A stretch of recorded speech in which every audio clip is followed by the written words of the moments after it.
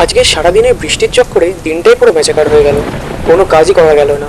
দুই ভাই মিলে ঘরে কথাই বলছিলাম যে কি করি বলতো, এই বৃষ্টিতে তো বাইরেও বেরোতে পারবো না।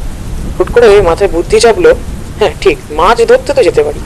তাই দুই ভাই ভাবছিলাম যে মাছ ধরতে যাব। এর মধ্যেই মা পেছন থেকে বলে উঠলো, যাচ্ছ যাও, কিন্তু বাস বাগানের দিকে যাবে না।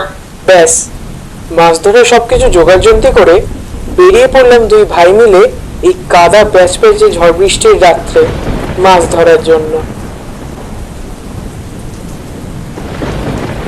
মায়ের কথা মতো আমরা বাঁশবাগানের রাস্তা দিয়ে আর গেলাম না, আমরা গেলাম সেই ঘুরে ওই ঝিলের রাস্তায়।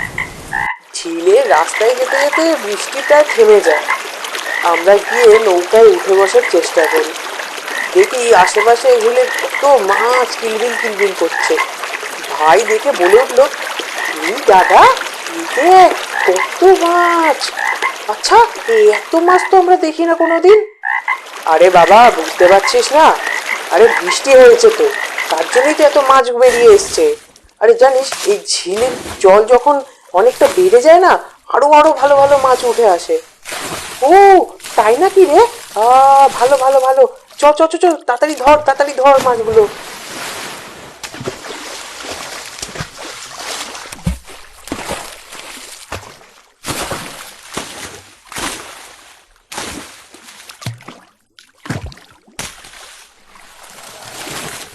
চল, এবার তো অনেক মাছই ধরা হলো, এবার চ বাড়ি চলে যাই।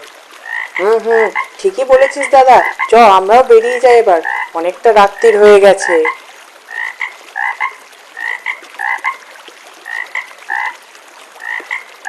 যা, কি জোর বৃষ্টি নেমে গেল। আচ্ছা, একটা কাজ করে চল, ওই বাঁশবাগানের রাস্তা ধরে বেরিয়ে যাবো, ঠিক আছে? মাকে কিন্তু বলবি না বাড়ি গিয়ে, বলে দিলাম, একদম বলবি না, নাহলে কিন্তু আর পরের দিন থেকে মাছ ধরতে যেতে দেবে না। এই একটা কাজ করে শোন, ওই বট গাছটা দেখতে পাচ্ছিস, ওই বট গাছটার তলায় একটু দাঁড়িয়ে যাই, একটু বৃষ্টিটা থামো, তারপরেই বেরিয়ে যাবো। এটা কিসের শব্দ? কে? কে তুমি? ভাই পালা, ভাই পালা পালা পালা। পালিয়ে যাবি কোথায়? সাধু মশাই, সাধু মশাই, সাধু মশাই রক্ষা করুন, সাধু মশাই রক্ষা করুন। ওই গাছের কাছে, ওই পেতনি, পেতনি আমার ভাইটাকে, আমার ভাইটাকে। দাঁড়া দাঁড়া, পরিষ্কার ভাবে বল কি হয়েছে। সাধু মশাই, সাধু মশাই, ওই পেতনিটা আমার ভাইটাকে ধরে নিস। সাধু মশাই, আপনি আপনি দয়া করে ওকে বাঁচান, সাধু মশাই দয়া করে বাঁচান। কোন পেতনি? তোরা কোথা দিয়ে এসছিস? আমরা না ওই বাঁশবাগানের রাস্তা দিয়ে ভুল করে চলে এসেছি। আমাকে কি তোমরা বোকা পেয়েছো? বাঁশবাগানের রাস্তা দিয়ে তুমি এবার ভুল করে চলে এসছো। তোমাদেরকে বারণ করা হচ্ছিল না বাঁশবাগানের রাস্তাটা না ব্যবহার করতে? সাধু মশাই, সাধু মশাই, আপনার পায়ে পড়ছি, আপনি আপনি দয়া করে আমার ভাইটাকে বাঁচান। দাঁড়া দাঁড়া, ওই পেতনি অত সহজে তোর ভাইটাকে ছাড়বে না, ওকে বোকা বানাতে হবে। দাঁড়া, চ, এবার তোকে আমি তোর ভাইয়ের রূপ দিয়ে দিয়েছি, আর এবার আমি যা বলবো সেটাই করবি তুই। কিরে, তুই আবার সাধারণ মানুষদের বিরক্ত করছিস? আমি বিরক্ত করিনি, ওরাই আসছে আমার কাছে। আমি ওইসব জানি না, ওই ছেলেটাকে ছেড়ে দে তুই।